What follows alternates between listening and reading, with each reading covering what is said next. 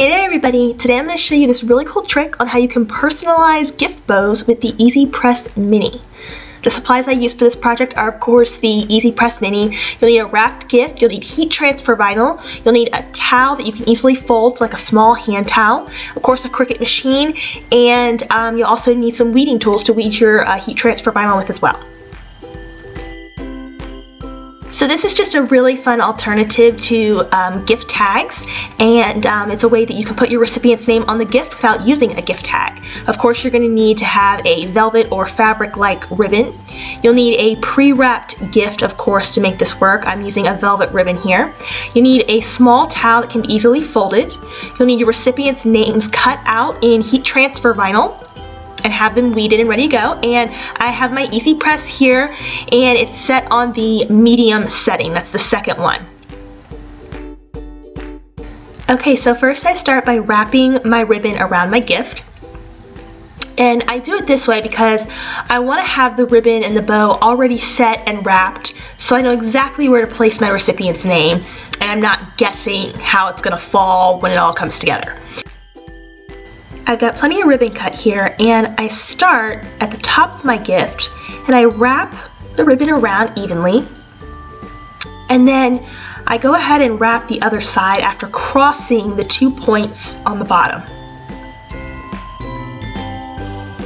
Pull the ribbon back around to the top of the gift, and then you can start forming your bow. Now, I'm not very good at making bows here. I just pretty much work with it until I'm happy. So just be patient with yourself, and you can always untie it if you don't get it right the first time. I start by just forming a traditional loop, and then I form, the 2 bunny ears like we've all been taught. And I cross those two together and fold one underneath the other and then pull it through.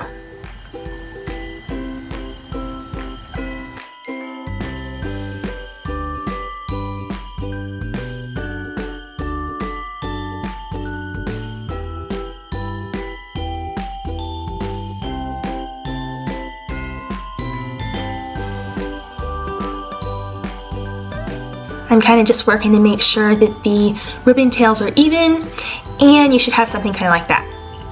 So now comes the part where we iron on the name, and I use a towel for this because a towel is a little more flexible than like the Easypress mat.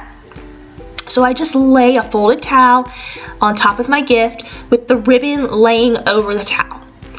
And I've already cut out my names here in heat transfer glitter vinyl, and I'm placing those on top. You might have to kind of work with it and reposition it a couple times until you get it just right. Make sure you measure the width of your ribbon before you actually cut it out, so you cut it at the right width, the name at the right width. Now I'm just placing my Easypress Mini on top, and I don't scoot it too much. You'll see me move it a little bit, but I don't go back and forth too much because this is such a small surface that if there's too much movement put on it, it might actually kind of move the name around, and obviously this is a very tight surface we're working on, and we don't want it to look uneven.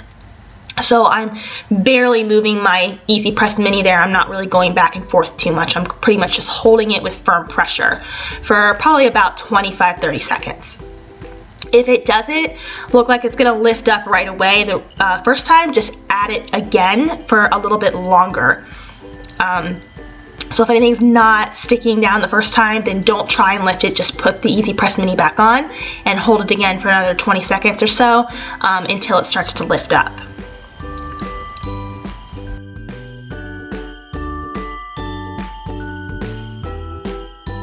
Now just remove your towel. And that's it, you're all done. This is a really great way to personalize your gift just with a name without using gift tags. Something different and a really cool way to use that Easypress Mini by Cricut. What I'm doing here is I am just snipping the ends of my ribbon so that there's a little tails and they kind of come to a point. That's completely optional to your preference, of course. But this is a really fun way to use that Cricut Easypress Mini and to do something a little bit different with your gift wrapping. So I hope this was a fun tutorial and a cool idea for you guys that you'll enjoy this Christmas. And I'll see you guys next time. Merry Christmas.